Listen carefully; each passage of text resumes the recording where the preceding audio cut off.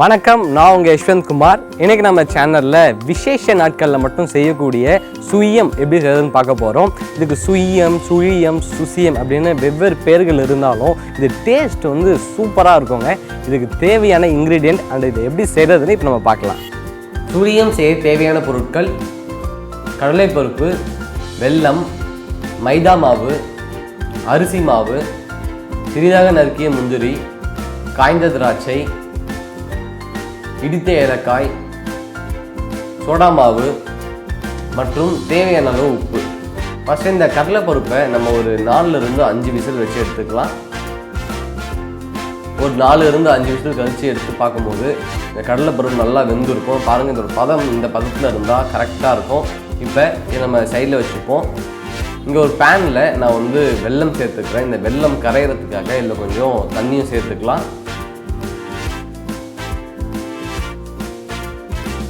இப்போ இந்த வெல்லம் வந்து பாகு வர வேண்டிய அவசியம் கிடையாது. இந்த வெல்லம் நல்லா கரைஞ்சி இது லைட்டாக கொதிக்க ஸ்டார்ட் ஆகும்போது இதில் நான் இடித்த ஏலக்காய் சேர்த்துக்கிறேன்.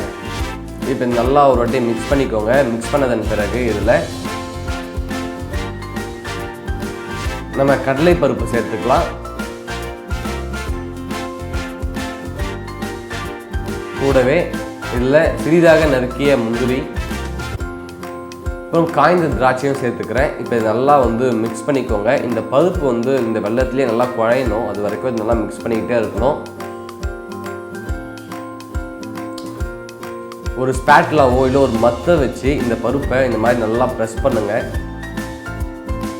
இப்போ பார்த்தீங்கன்னா இது நல்லா குழஞ்சி ஒரு கரெக்டான பதத்துக்கு வந்துடுச்சு. இப்போ நம்ம சைடில் வச்சுப்போம். இப்போ இந்த பூர்ண மாதத்துக்குள்ளே நம்ம இதுக்கு தேவையான பேட்டர் ரெடி பண்ணுவோம். அதுக்காக ஒரு பவுலில் மைதா மாவு சேர்த்துக்கிறேன், அரிசி மாவு சேர்த்துக்கிறேன். இதில் தேவையான அளவு உப்பு சேர்த்துக்கோங்க.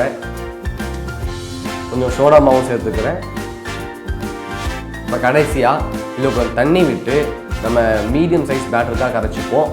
இது பேட்டர் வந்து ரொம்ப தண்ணியாகவும் இருக்கக்கூடாது, ரொம்ப திக்காகவும் இருக்கக்கூடாதுங்க. அது கரெக்டாக பார்த்துக்கோங்க. கரெக்டான பதத்தில் இருக்கணும். இப்போ பாருங்கள், இதுதான் வந்து கரெக்டான பதம். இப்போ நம்ம இதை சைடில் வச்சுப்போம். இப்போ இந்த பூர்ணம் வந்து நல்லா சூடு ஆறிடுச்சு. நம்ம இதை உருண்டை பிடிக்க ஸ்டார்ட் பண்ணிவிடுவோம். அதுக்கு முன்னாடி நம்ம கையில் இந்த பூர்ணம் ஒட்டாமல் இருக்கிறதுக்காக கொஞ்சம் நெய்யை அப்ளை பண்ணிக்கிறேன் கையில்.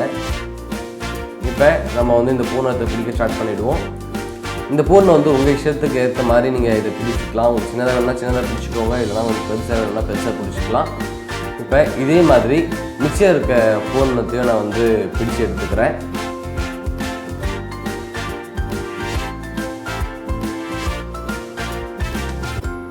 அவ்வளோதான். இப்போ எல்லா பூர்ணத்தையும் நம்ம ரவுண்டாக பிடிச்சாச்சு. இந்த பூர்ணத்தை இப்போ நம்ம பேட்டரில் டிப் பண்ணி நம்ம எண்ணெயில் போட்டு பொரிக்க ஸ்டார்ட் பண்ணிவிடுவோம். அதுக்காக இங்கே ஒரு பேனில் நான் எண்ணெய் ஊற்றியிருக்கேன். இப்போ இந்த எண்ணெய் நல்லா சூடாகணும். அதன் பிறகு நம்ம இந்த பூர்ணத்தை பேட்டரில் டிப் பண்ணி இதில் போட்டு பொரிச்சு எடுத்துப்போம்.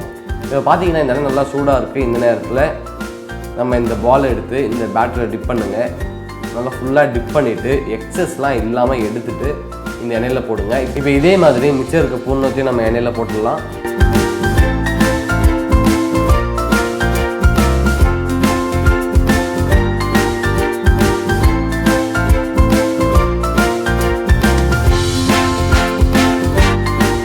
பொரிச்சு எடுக்கும்போது எண்ணெய் வந்து ரொம்ப ஹை ஃப்ளேமில் இருக்கக்கூடாது. ஏன்னா சீக்கிரம் வந்து கருகிடும். கொஞ்சம் மீடியம் ஃப்ளேம்லேயே வச்சுக்கோங்க. இப்போ பார்த்தீங்கன்னா நம்ம எல்லா பூர்ணத்தையும் எண்ணெயில் போட்டாச்சு. இப்போ நம்ம ஒரு வாட்டி கலரி விட்டுப்போம்.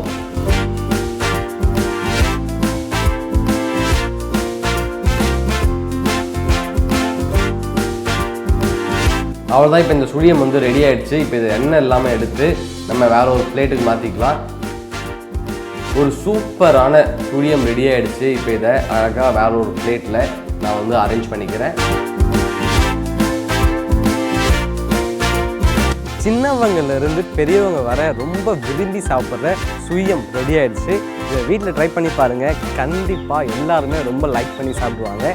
இதே மாதிரி வேறு இன்னொரு சூப்பர் ரெசிபியோட நான் சந்திக்கிறேன். Until then bye from Yashwant.